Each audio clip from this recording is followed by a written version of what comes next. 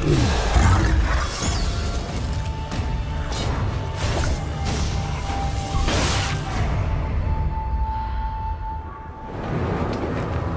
world was not ready for their cruelty, their barbarity.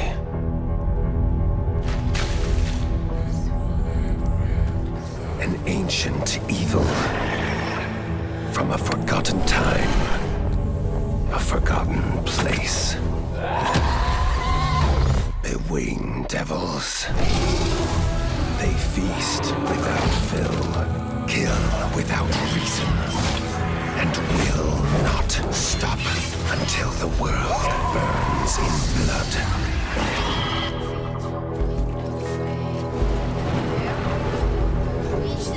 Fight fire with fire, they say, but one rat can brave the blaze.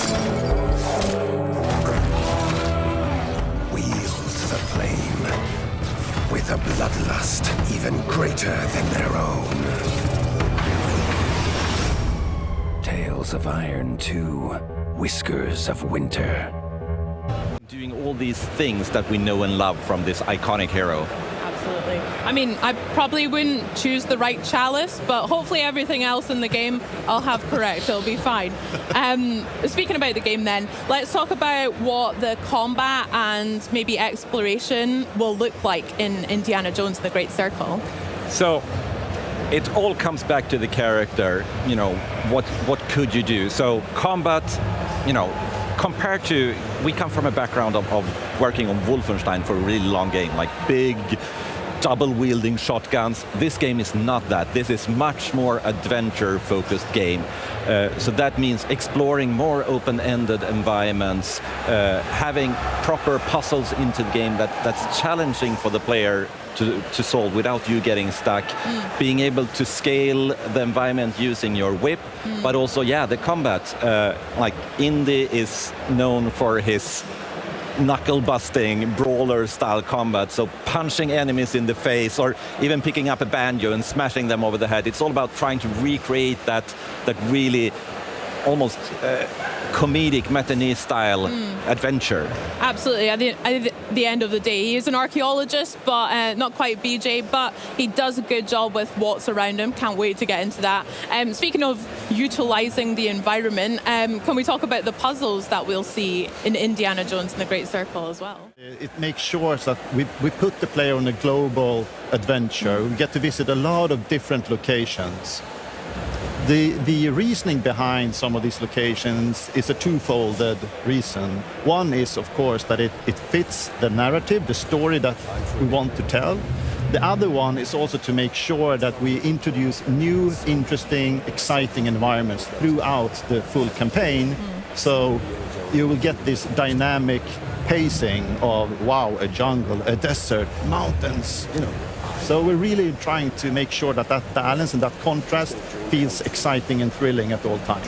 Yeah, that sounds great. I mean, a lot of us, I'm sure, me especially, I'm very excited to get my hands on that whip and take that out for a spin. Is there anything you want to share just now about whip wielding and how that can be used within the game too? It's such an important feature. Like it's iconic for the character. So from day one, it's been, you know, incredibly important to get right. And we've had, you know, super talented engineers and animators working really hard to get, you know, the feeling of it feeling right. Like there's a mix of simulation, physical simulation in there. There's a mix of animation that takes over that allows you to do all these things that we want to do. You can, you know, attach it to things in the environment, pull them, use it to scale walls.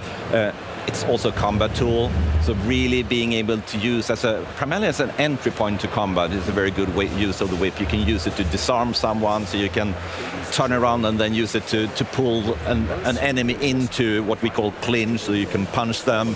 You know, it's a very versatile tool, and getting that to feel right has taken a lot of work. We have the audio part of it. We actually super important. Yeah. I mean, it's such an iconic part of Indiana Jones' character. So we've been in contact with them.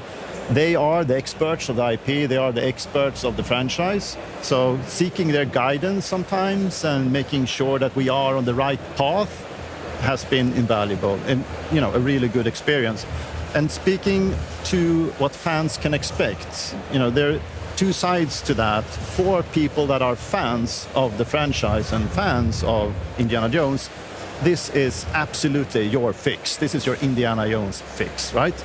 But when it comes to, and it's a, you know, might sound weird, there are people out there that do not know who Indiana Jones is. We are capturing them also, because at the heart and at the core of Indiana Jones and the franchise is a fantastic world of deep narrative and a great adventure. So there is something for everyone in there. Amazing. I can't wait. That sounds so good. Well, guys, I would love to know if there are any parts of the film that you also emulate in the game, or if you could maybe share us a little bit of Easter eggs if you have any. Well, it wouldn't be a proper Easter egg if we spoiled it ahead of launch, so you have to play it for yourself. But as Axel said, there's a wealth of indie trivia and you know, lots of really cool things to discover in the game. So, if you know type thing. You will not be disappointed if you're into that. My name is Dan D'Entremont, game director for Squirrel with a Gun, the game where you play as the neighborhood's most obnoxious rodent, committing crimes and causing mayhem in pursuit of golden acorns. And I'm so excited to share a bit about what makes this nutty sandbox shooter and puzzle platformer so special. The core of Squirrel with a Gun is in its nutty sandbox gameplay. We had to make sure the gameplay was as crazy as the concept. You play as an unhinged animal as it wreaks havoc on the world around you as you explore and complete hidden objectives. You can be a nice squirrel and ask for snacks and pose for photos. You might get some rewards for wholesome interactions, like helping a bride find her missing groom, shooting some hoops, going on a little water adventure, and heading to the skate park to show off some tricks. But you can also choose to be a nuisance, pestering the community, like running them over with your little RC car, giving someone a shave riding the drone, doing a showdown with Wild Will the cowboy. There are so many different ways you can interact with people in this game, and a lot of hidden side quests to complete with the NPCs in exchange for the highly desirable golden acorns. Regular acorns and the rare golden acorns are used as currency to unlock new weapons or other interactable items, like your RC car. This game also has a lot of clever puzzle platforming. Not only do you jump and climb around like a normal squirrel would, but because this squirrel is often equipped for combat, you can use a gun's recoil to boost its jumps. This feature is utilized in various ways based on which gun you are holding, and sometimes you need a specific weapon to help you navigate a puzzle. For example, you wouldn't be able to get the acorn on top of this roof without a shotgun to blast you up there. We had a lot of fun making each puzzle super unique. There's a minefield that you have to sneak through to get the rewards on the other side. The neighborhood itself has all sorts of backyard puzzles, like getting some air with bouncy umbrellas, or getting low in the crawlspace maze. Some of them can get a little crazy.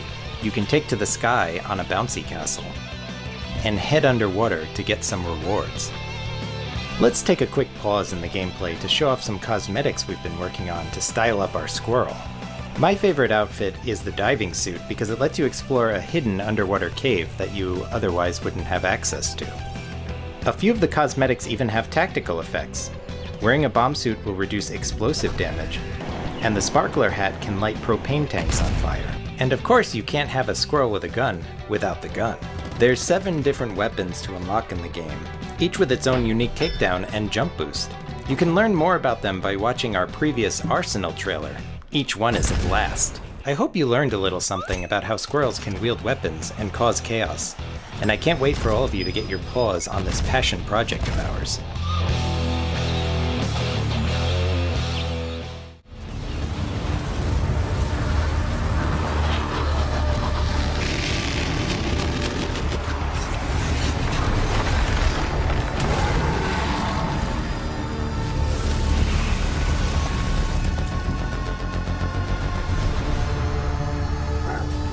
Bosses in Path of Exile 2 come about 2 major ways. You obviously have the more traditional approach where you create a narrative and you design a boss around that narrative. No noose this time. I'll remove your head myself!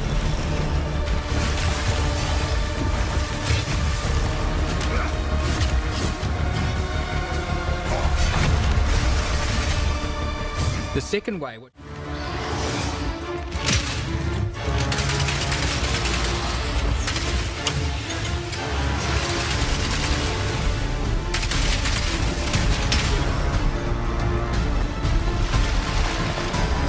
a boss in Path of Exile, making hundreds, if not thousands of bosses in its predecessor, taking all that knowledge together and puts it in a package that delivers the best of what could possibly be of boss encounters in an action RPG environment with bosses that are utilizing Souls-like mechanics.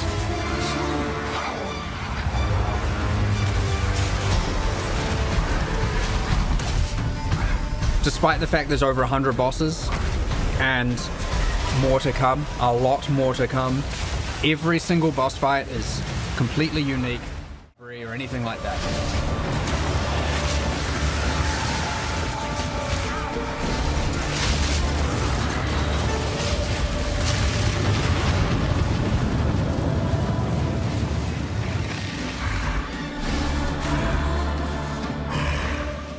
Especially compared to its predecessor, you have to, in a single attempt, reduce the boss from full life to 0 in order to then progress through. If a player cannot defeat them now, then they're stuck. It is very, very important to us that Path of Exile bosses, mechanics, especially around telegraphing, feels fair to the user, as opposed to them being cheated out of something when they happen to die. We want to make sure that hitboxes are accurate, and of course, when something hits you, it feels like it hits you. It ultimately makes it feel that much more satisfying when you kill it, and you feel that much more pride when you are able to overcome something difficult, knowing that the game hasn't robbed you of this thing.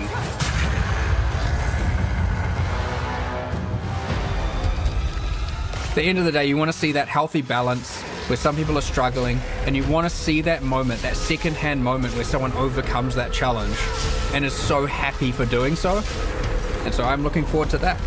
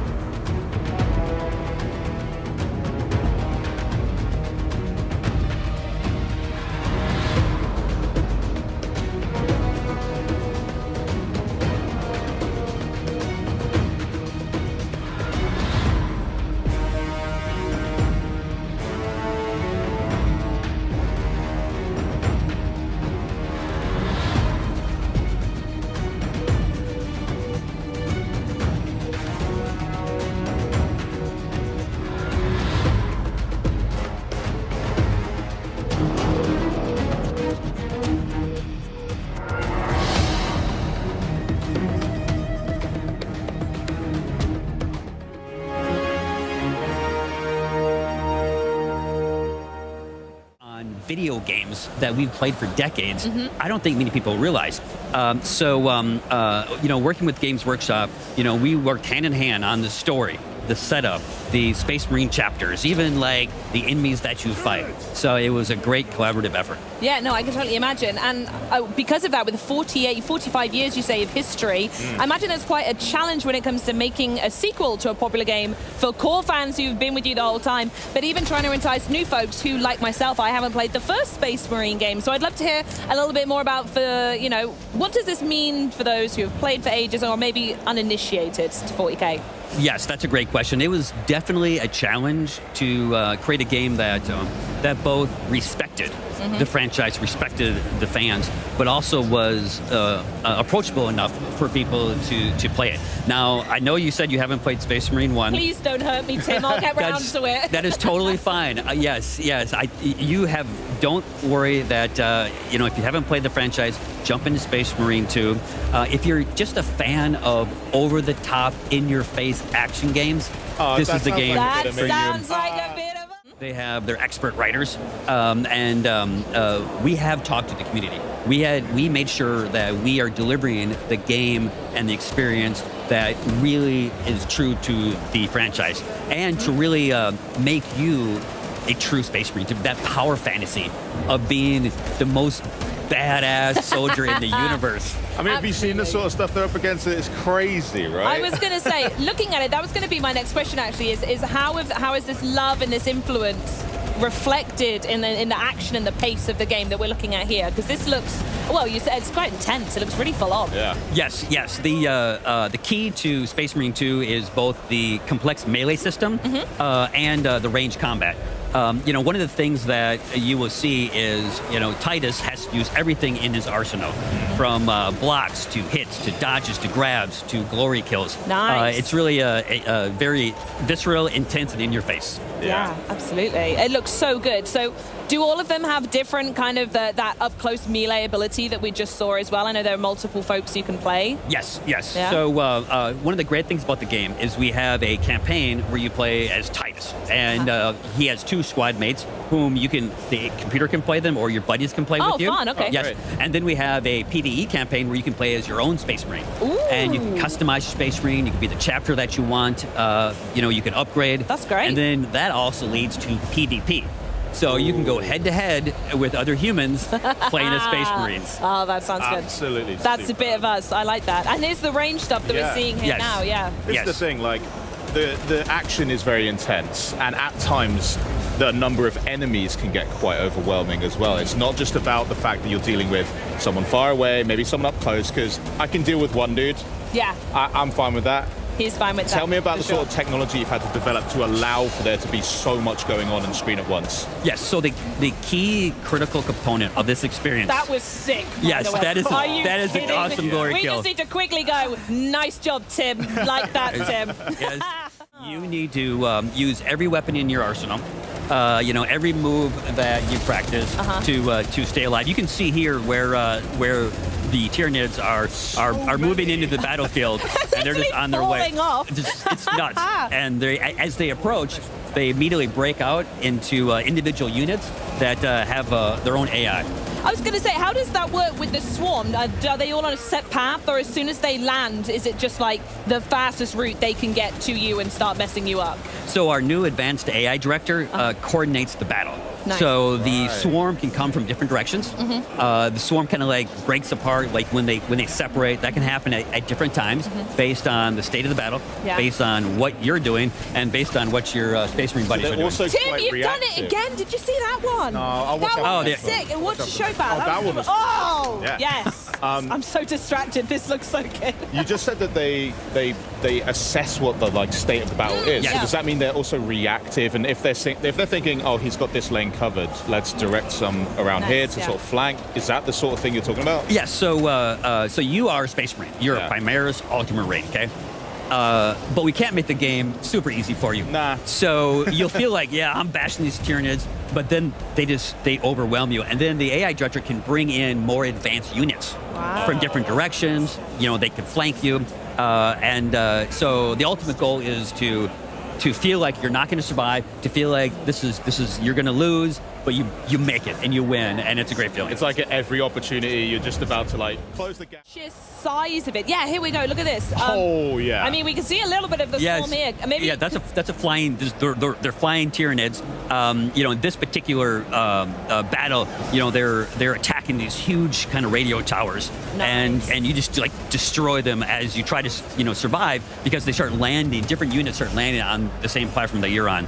And as you can see, there's lots of ways that you can go about killing bad guys. Yeah, not for you, mate. So it's not just mindless violence. There is also quite a lot of like objectives, mechanics to be following as well. Strategy, yeah. Yes. So if you played the first one, and I know you haven't, that's okay. I've got some homework to do. I understand. This is our melee system is much more advanced. It's much deeper, and our range combat system is also much more advanced. So I like to call it the dance of death, where you have your melee, your blocks, your reactions, your critical hits, and then you can also pull up your ranged weapons, take out enemies from a distance, and you really need to learn how to use the tools in your arsenal of death to win the battle. And it's not just the people right in front of you. I know we're taking things off the chain here, the Tyranids, but the chain's integrity in the top right corner. So I'm clearly guessing that if you let that get to zero, yes, So good for you. mission over for you. Right. Yeah. Yes, right. definitely. absolutely. Were there any other technical developments that really plus? You can beat up your buddies. I will. And will. You're yes. first, by the way. Yeah, I can tell. Yes, and then the true you can play solo, you can play PvE, and there's a full-fledged PvP mode as well. So it's a very dense game. It's as dense as a Space Marine. Oh, I love it. So give us some more juicy information. When can we actually get our hands on it? So Space Marine 2 comes out September 9th. If you pre-order it now, you can play it early. Yes, It's right around the corner. Wow. We're testing the servers, making sure that the infrastructure can survive the Tyranid horde that's Nice. coming. We feel good. The reactions to the gamers here playing it, it's great. Turn the ship around. We'll put it back. We managed to fend off our enemy's large-scale attack, but the war is far from over. The Colossus still threatens us, and our enemies are plotting new strategies. Can Ingress ever find true peace? Has Corel really given up on the war? After Corel's fleet disappeared, the Vulgus began moving from deep within the dungeon to raid the Ancestors' facilities in Ingress and reclaim the outpost. Detecting this, Ingress immediately dispatched a scout. That scout's name is Haley. Haley, who rose from a supply soldier in the guerrilla unit to a legendary sniper, is now a newcomer in the Descendant Corps. Ruthlessly eliminating enemies with her anti-material sniper rifle, she dominates battles with her ability to drop her body temperature and emit cold air when her emotions run high. When shooting from a distance, her weapon's critical hit multiplier increases, making her an excellent fit for sniper rifles. She possesses sub-zero bullets that fire multiple shots in an instant, and a storm snare that pushes back and rapidly cools down enemies in front. Above all, Haley's specialty is switching to her anti-material sniper rifle and firing a single, incredibly powerful shot, stronger than any other attack. In Season 1, the Vulgus launches a new strategy, the Invasion. Invasions occur randomly in 2 dungeons of the hard difficulty infiltration operations. Players can choose to enter between the existing operations or the invasions. Invasion dungeons are only available for solo play, testing the strength of the Descendants. 3 Vulgus legions will block the Descendants with different defense mechanisms. The quantum field creates an immortal state, impervious to physical attacks. The Resonance Shatterers cause massive explosions with the energies of RK and the Iron Heart. The Keeper Tile encryption device maintains a powerful security system. Invasion dungeons present new mechanics that disrupt the Descendants' operations. Solve these enemies' mechanisms and swiftly eliminate them. Invasion dungeons are designed for speed runs, and the faster you clear them, the greater the rewards that await. After coming in contact with the Iron Heart, Descendants experience an RK resonance phenomenon. This resonance grants the Descendants new powers. It's the season growth inversion reinforcement. Inversion reinforcement is a new growth system that resets at the start of each season. It includes 5 types: hunting, attributes, recovery, survival, and seasons. Through the inversion reinforcement, Descendants gain beneficial effects for progressing through seasonal content, and can also obtain effects that compensate for their weakness. Each season, we plan to tailor and replace the inversion reinforcement effects, providing effects that perfectly fit the seasonal content. In addition to a new Descendant, a new Ultimate Descendant will be introduced in Season 1. Ultimate Freyna, who has evolved Arcade's toxicity into a more powerful weapon, will make her debut. In Season 1, you can discover Freyna's exclusive story and uncover the tale behind the name of her skill, Room Zero Trauma. Excava is an assault rifle with powerful versatility. It can be obtained through the Battle Pass and is also available as a free reward. Excava charges voltage when attacking enemies and has a unique effect of firing the charged voltage as an energy grenade. It is a versatile weapon that combines the inherent versatility of an assault rifle with a powerful shot. Frost Watcher is a scout rifle that can be farmed through the Season 1 content. When hitting enemies from long range, it reduces chill resistance and enhances the damage of one's chill skills, making it a perfect fit for Viessa and Haley. If you've prepared a new Descendant, ultimate weapon, and inversion growth, it is now time to face the most powerful Colossus, Deathstalker. Deathstalker lurks in the darkness of the void, targeting the life of Descendants. It is stronger than any Colossus encountered so far. To protect Albion from the threat of Deathstalker, we must once again venture into the void, unravel the mysteries within the darkness, and intercept Deathstalker. The first Descendants first season begins on August 29th with Haley, a new Descendant, Ultimate Freyna, and the new Ultimate Weapons. New episodes, dungeon content, and void intercept battles await you in Albion, Descendants.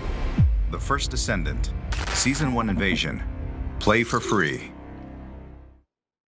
All right, so our quest beacon is sending us through this tunnel full of water, so let's just have a swim as we go look for the expedition team. All right, it looks like we're coming into Sargemus's old workshop. We've got some Audra there attached to some wires, a number of animancy devices around. Yeah, so Audra is central to the universe of Pillars of Eternity, where the people, plants, animals die, their soul leaves their body, flies into the nearest Audra pillar, and then goes deep into the earth to re-enter the cycle of reincarnation. So the essence generator is going to unlock that godless sigil, but let's see what's actually being locked here. Top down in the water. All right, it's a gate. Excellent. Ooh, and there's a chest back there. I want to know what's in that chest, but I don't see an easy way into this room. I can try to ram it. What? I'm just gonna try to ram it. Just try to ram it? Yeah. Well, that's not working, so let's go back to that top level and see if there's another place we could look.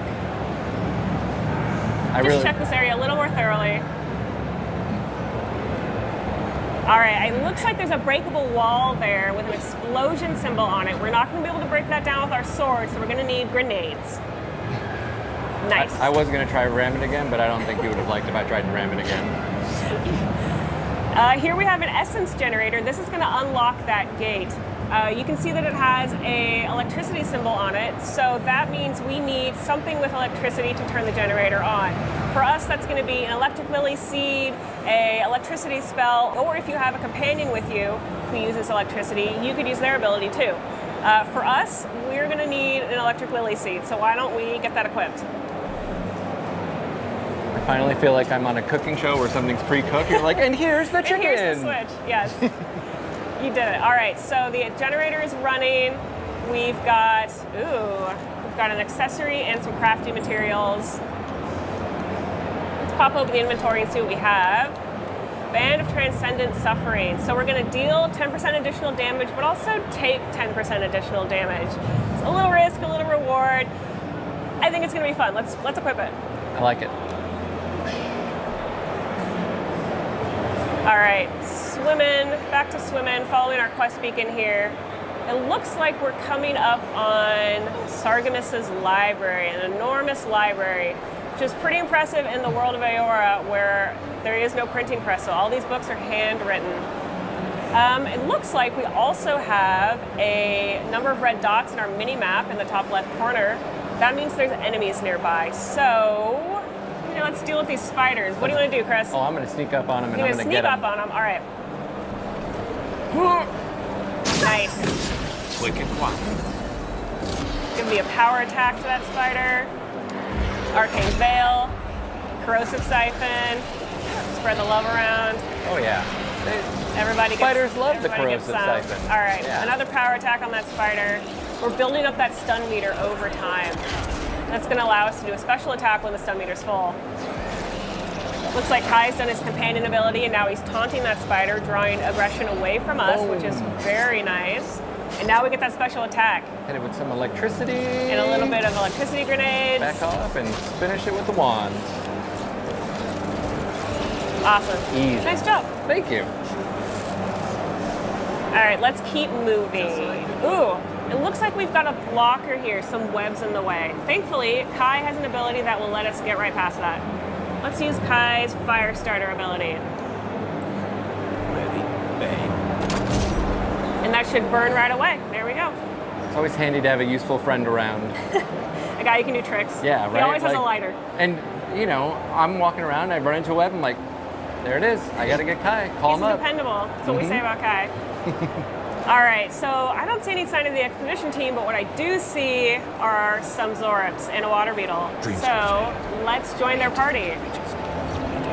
Ooh, it looks like that damage we did to the water beetle is filled up again because he's being healed by the Zorop Elder. So we're gonna need to take out that Elder right away. Yeah, burn him down with Corrosive Siphon. Get all my health back. Looking good. Arcane Veil's active. We're healed again. Kai's getting in the mix. Good. Oh, we got Good Bristling friend to be. Frost. Excellent. So we're dealing with some accumulated frost Oh, damage. I'm going to get the Zorop up here. Thinks he's cheeky. Where'd he go? There he is. Running away from us. Did he jump up there? No. He's... Beetle left? Yeah, the beetle's left. The little beetles. Oh, he's so fast. He's nimble. There you go. Nice. Did it. All right. Done and dusted. Let's keep moving. You didn't doubt that I was going to die there, did you? Like, I thought about it. Okay. I thought about it, but I was like, no. all right. I trust Chris. I remember that. Yeah. Okay, so we are still looking for the expedition team. Let's poke around this area and see if there's anything interesting we can find. I see 2 godless sigils above a locked gate. And there's something in there these ruins don't want us to get to. Thankfully, there's a wire on the left and a wire on the right. I think those are going to go to the essence generators. So the one on the left was going below us. Let's pop down there and see what we can find. Yes, there it is. All right, that's one down. Where's the other? Should be close by. It was right off to the right. Oh, there it is in that gap. Right, oh, on the left. Right on the there, left. right there, right there. Yeah, there it is. Got it. Boom. Nice. All right, with both those sigils activated, the gate is open. We can get our prize from the sarcophagus. Bitter bonding. Let's check that out. All right. All right, 10% of weapon damage restored as health. This is going to be super helpful for us as blood mages. So as we're doing damage, we're going to get a little bit of health back. That sounds fun to me. Let's equip it. You got it. Pardon me, Kai. All right. So I think we're near the relic. We haven't seen the expedition team yet, but we might as well pick up the relic while we're here. There's the relic. It's really shiny. Can't be as easy as just grabbing it, can it? Ooh. But I don't think the ruins liked us taking that relic. So we've had a bit of an earthquake, and it spawned some skeletons. Hello, friends. Hope you're ready for a skeleton fight. Yeah, always ready for a skeleton fight. That's what they always say about me. Christian, You know, always Chris, ready for a always skeleton. ready for a skeleton fight. There, Oh, Kai's doing Chris. some help for us over here. Excellent. I think we've got some rangers on the left. We should deal with them right away. Yeah, they're going to be no fun. Raining arrows down on us. All right, that's one down. Power attack. Oh, a grenade nice. as he jumped. Nice. That was Like, hit them stylish. with the lightning. Very Is there one more? stylish. Is Is there another one? I'm being sloppy. Where'd he go? There he is. Oh, it's this guy, that's why. Oh, it's the fighter. Yeah. Yes, absolutely. We got something for him. All right, so he's got a shield, That wasn't which it. means we're going to need to break his defense in order to deal damage to him. That's And why then Chris is using a Kai's- power attack here. Oh. Chris is gonna use Kai's companion ability to hit that skeleton, and he's toast. Now we've got a mini boss, the Godless Executioner. Try again, try again. Try again. It's okay. He'll get me one day. This guy hits hard, and he has a very extensive range, so we want to stay. He did get me a few We want times. to stay out of his reach. Ooh, it looks like he's being healed. Oh, there's a priest up there. We got to get him right away. We're gonna get you. Arcane Veil active. Corrosive Siphon. Melt you down. No more healing. Melt down We're that done with priest. that. Excellent. All right, now we can finally do some damage to the Godless Executioner. Ooh. Good thing we have Arcane Veil active. All right, we're building up some nice stun. He's taking frost damage.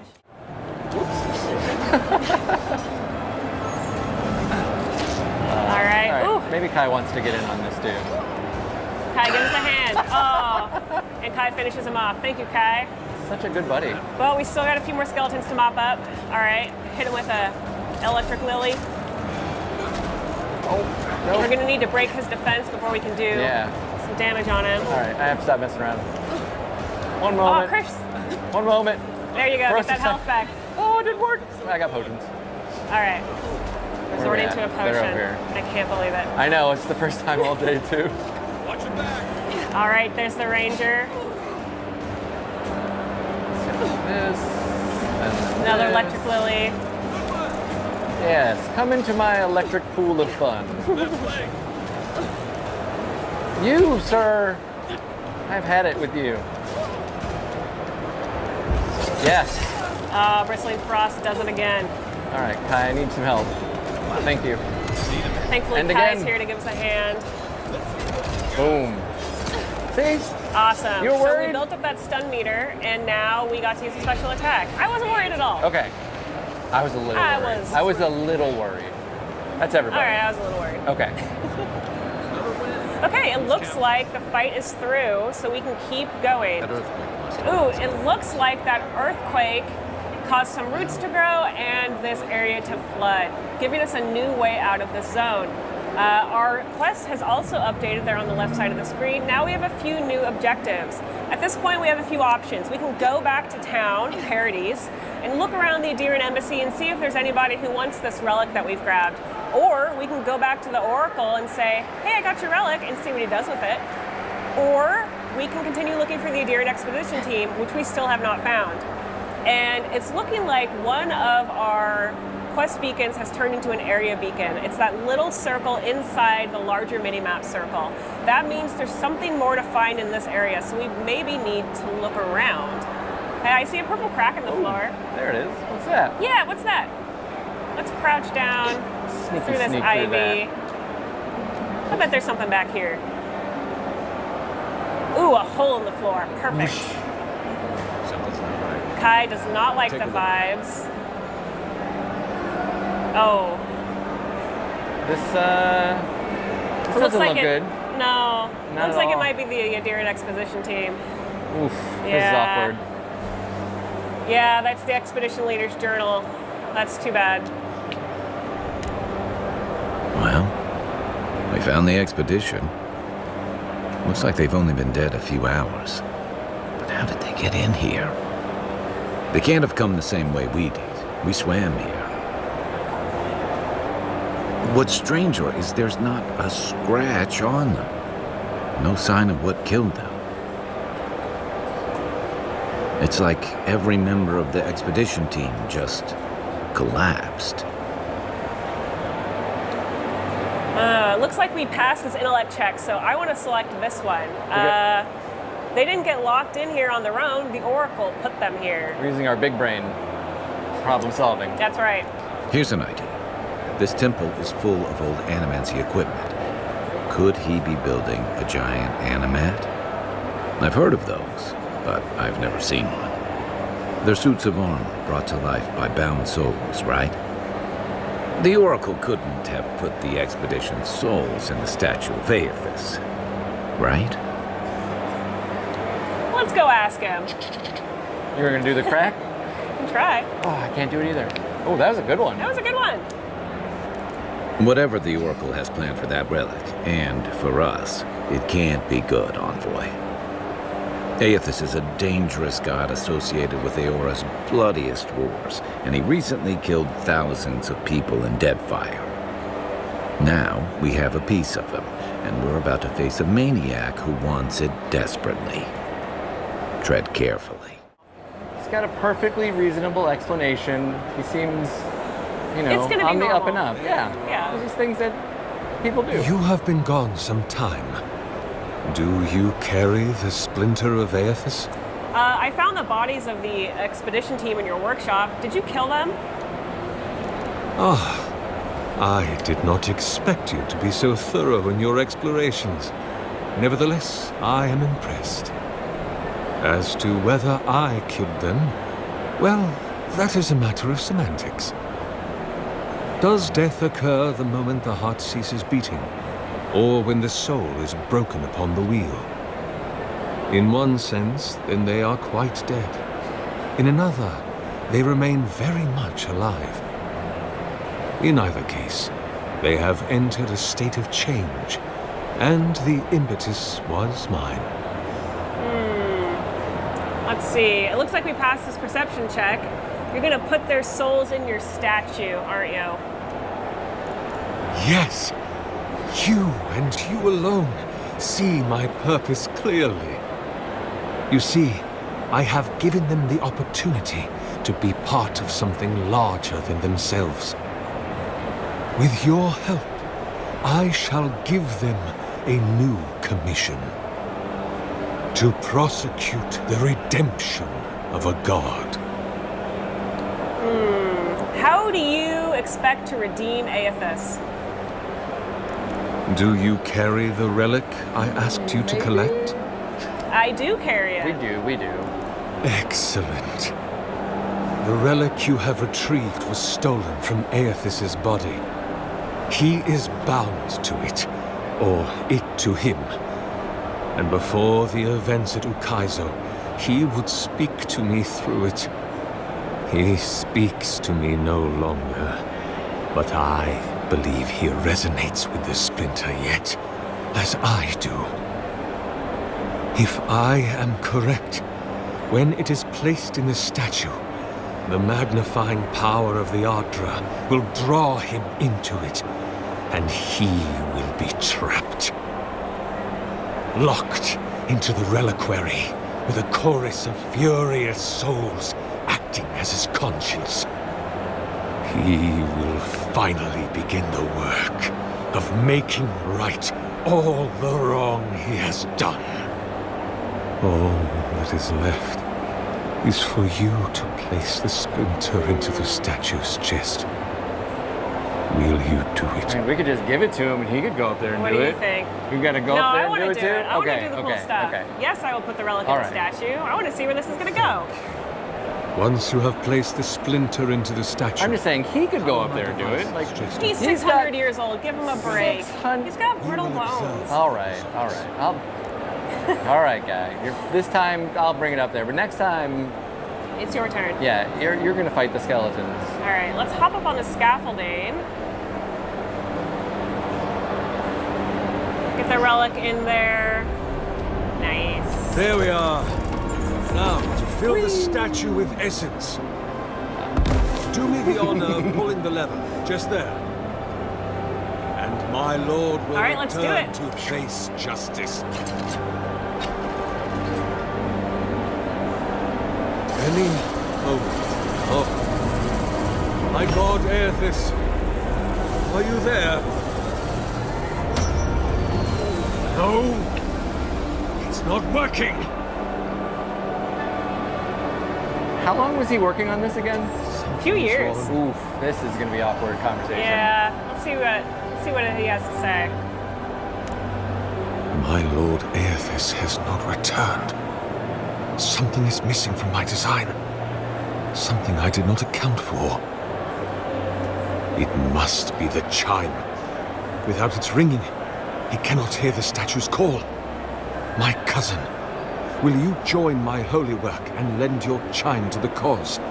So this chime that Sargemus is talking about is unique to godlikes. Only godlikes have a chime. It's what the gods give them before they're born to mark them as their own. As a godlike of Aethys, Sargemus has a chime given to him by Aethys. As a godlike of an unknown god, we also have a chime. So what he's essentially asking us is, will you give up what makes you special and die for my experiment? And at this point, we have a few options. We can say, sure, Sargemus, I would love to die for your statue. Or we can try to convince him that actually he should die. As a godlike of Aethys, Aethys is probably going to want his chime and not mine. Or we can attack him. I kind of want to attack him. You want to attack him? I want to attack him. He's got a glowing sword. I want that sword. Yes, we've been too nice to him today. There's nothing to fear. You won't feel a thing. Give All right, him a good moment luck. to get settled. Ooh, he's fast. He is fast. See, he's just acting like he's old. He's not that old. Building up some good stun. I'm a little out of breath. Ooh, I'm out of breath. Sir, please stop. Kai doing some work. Ah, Oh, I'm no. okay.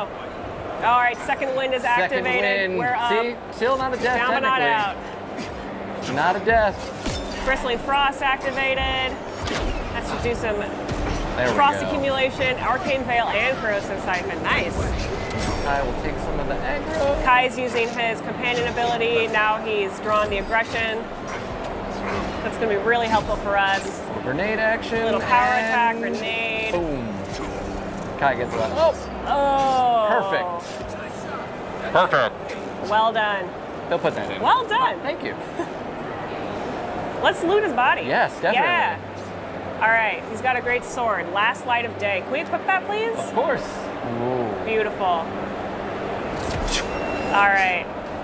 So that's not the end of this quest, but it is the end of our time together. So as you probably know, ARA History Untold is a historical grand strategy game. It bears a lot of DNA from your classic 4X genre and some of the other genres around, historical grand strategy. This is Xbox's first foray into this genre. It's honestly not a genre that we've truly explored, truly gotten into before. We've made, obviously with the Age franchise, with RTS, but true grand strategy, turn-based, is new territory. And luckily, we have this incredible partner, Oxide Games, that has a tremendous amount of experience. People who have worked on almost every great strategy game you've ever heard of or played. And they are such an incredible partner, and we're so excited that we get to help them bring this game to life. Oh, stunning. Okay, so as usual, our first question when we enter a game is, what are we going to be? Who are we?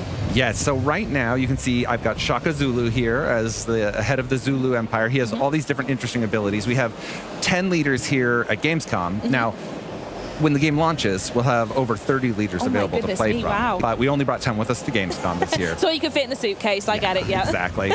Just gonna make room. So right now, I think for today, though, I will play Nefertiti.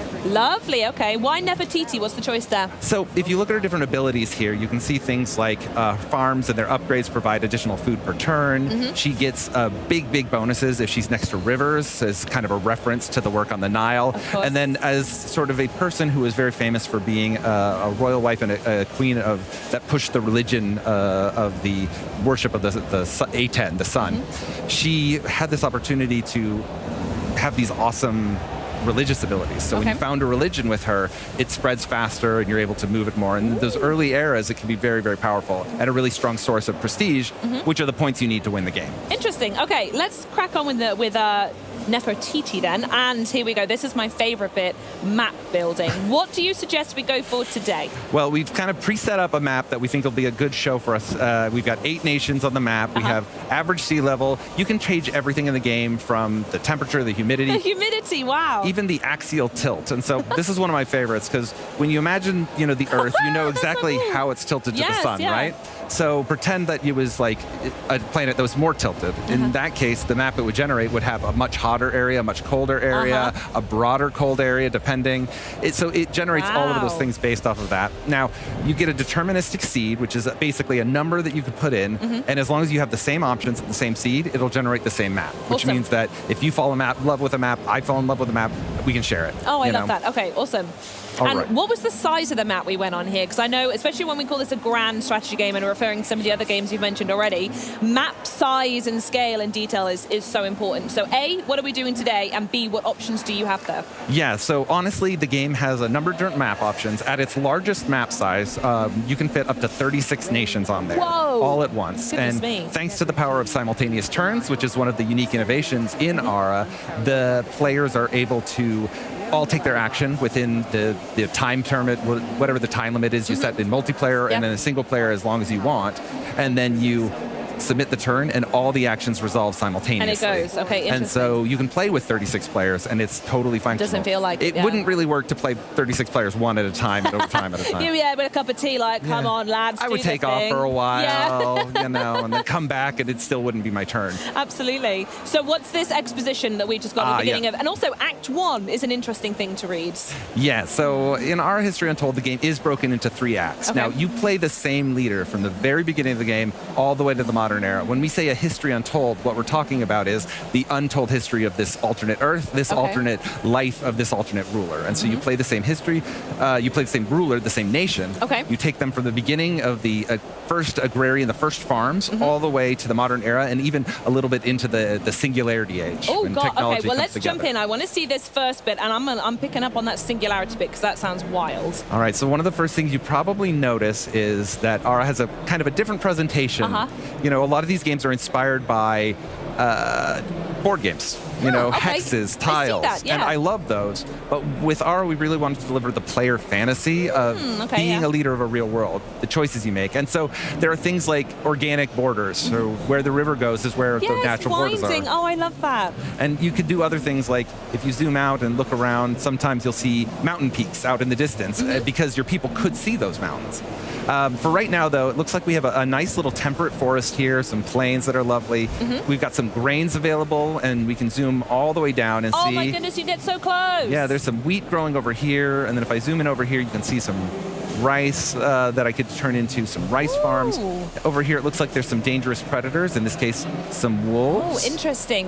Okay. Well, are they? Do they move freely around the map, or would you go to engage them over there? So you have to hunt them in order to be able to take advantage of this area. I see, luckily, in the early areas, I have this scout, which is a unit that can go out and do some great stuff. So I'm going to send my scout there. Oh, wow, it's zoomed. You can see how with simultaneous turns, they haven't made their full move, but they've indicated where they'll go. Interesting. Okay. One of the fun things about simultaneous turns is you can cancel orders at any time. Oh, wow. And so the game has the depth and complexity of like a grand strategy game with layer after layer after layer. As you set up all your moves, you'll see what all the impact will be, and then you can go, you know what, actually, I'm going to wind it back. That's good. And none of it will go off until you hit end turn. So let's go ahead and get our scout moving and make one other big decision that we make at turn 1, which is what to build. So interesting, yes, because there's decisions are very, very important when it comes to these strategy games, and I'm sure we're going to go through quite a lot of them anyway. But what's this first one that players are going to meet as soon as they start? Yeah, so the very first thing you have is you have the ability to improve your cities. Now, ARA is a game about people. It's about your citizens. It's about their quality of life, you know, their happiness, their health, their education. And you improve your lands with what we call improvements that can do things like improve their quality of life or provide them with additional housing. So the first thing we're going to build is a farm, and that's going to help us with some initial growth. And we also have the same strategy here. Yeah, you got to do it. And So especially good. with Nefertiti, it's just a great option. And so you can see the little ghostly outline is telling me that that'll show up too. And so when I hit next turn now, you see everything begins. My scout makes their move.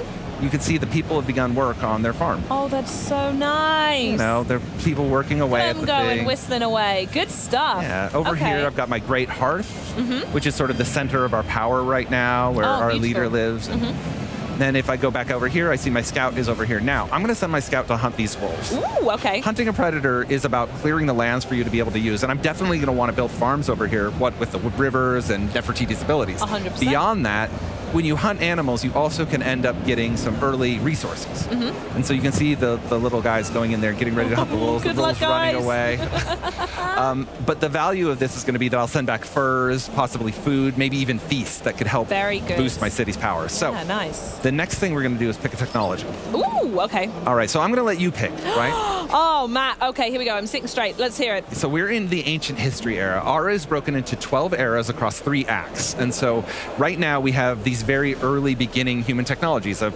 being able to make bows, of being able to ferment food into wines and other beverages, being able to do animal husbandry, understand how to raise animals, turn them into meats.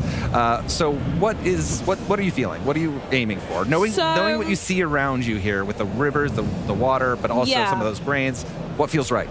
Oh, I'm concerned you're setting me up that there's a specific choice here. Many good choices, many options. Based on how I normally play these types of games, and knowing that as soon as possible I want to start rearing animals at a farm, I've already told you what I want to do here, and eventually going into, maybe more scouts and armies and everything like that. I think animal husbandry, for me, is where I want to go. I'm not too fussed on the pottery. We'll get to nice mugs and plates a bit later, but for now, I want cows and I want sheep.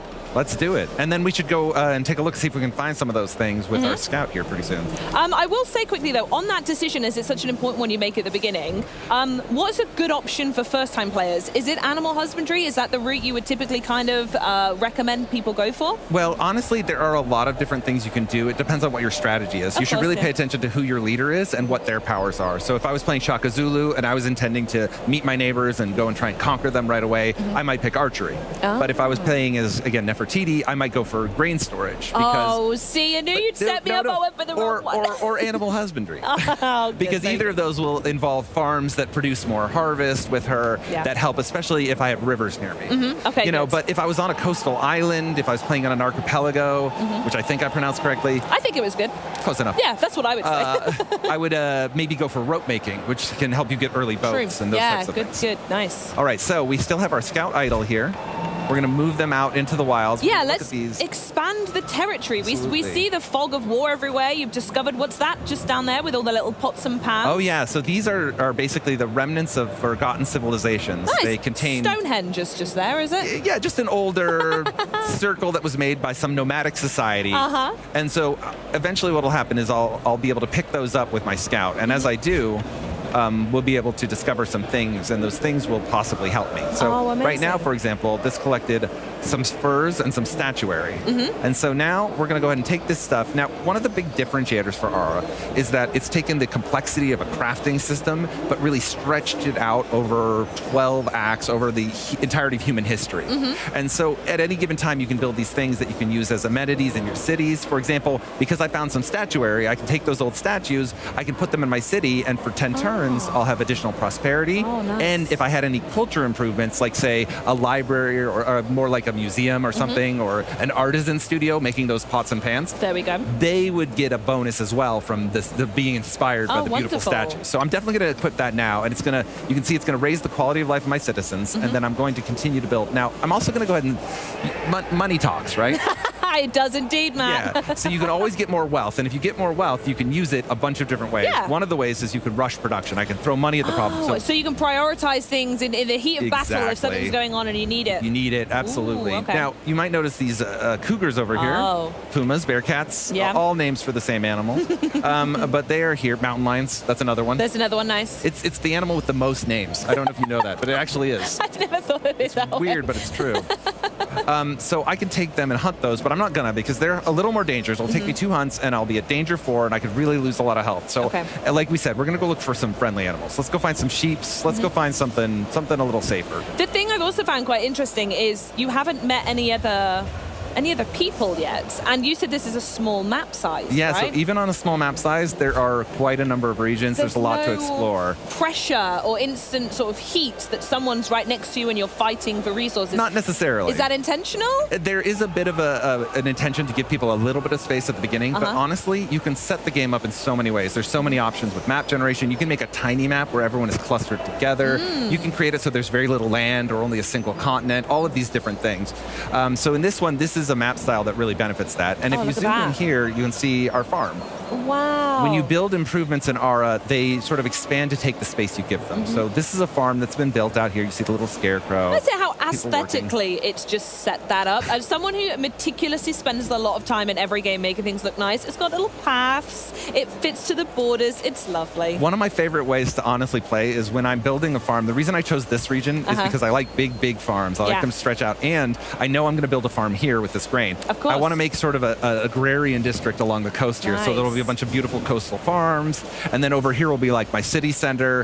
You can kind of play the game almost as a sandbox at the lower difficulty settings and really just build, you know, the nation of your dreams. And I suppose the most important question is, what's all this worth? What is the end of the game to conquer and wipe everyone off the map, or is it to have the most farms and to have killed the most cougars? I know you mentioned the singularity, but what is that? Triumphs take up an entire region and build housing around them. This is the amphitheater of El Jem in Tunisia. It is this incredible coliseum that was built by the Romans in the ancient times that provides a lot of different benefits to your society. It's glowing as well. Oh yeah, our triumphs, we always throw a little bit of a sheen on them, a little bit of magic. Gorgeous. And then if we move around, you can see there's some horse track there providing some value. The way, how close you can get down with a camera, I'm in absolutely. absolute awe. Oh my goodness me. This would be what a wheat farm would look like in this era as well. So the different crops also have different appearance as well. This is a stone pit that's currently producing iron. So this is sort of an industrial mine, and you can see the industrial diggers there. And then you can always go into your nested tooltips and say, okay, iron, what do I use iron for? Oh, I know, I use it to craft telescopes or steel. What do I use steel for? I need steel for a lot of things. I'm going to be using that steel to make a toilet, metal pots, indoor toiletry, different things that I can use as amenities that I can use to craft other buildings. For example, I need these machine parts to be able to make a large particle collider. Or I would need these machine parts if I wanted to craft the SRS 8000, which is one of the world's largest excavators that was ever built. I want one of them, please. Yeah, you know, just one of those. God, there's just no point where you're not informed of the decisions you're making, and you can really take time with it because you know as soon as you're done. Yeah, absolutely. And you can delete the bits and pieces along the way and make it good. Yeah, and you can see the borders here with the German state where we had originally had some wars. You can see the city of RJ still has some military units in there. It also has some interesting things. There's a triumph here. I think we have the Statue of Liberty. We have a lighthouse there leading our ships into shore. There's just a lot going on everywhere you look. You can zoom in and see. And now, it looks complex because it is. This is a core game for core gamers, for strategy gamers. It's a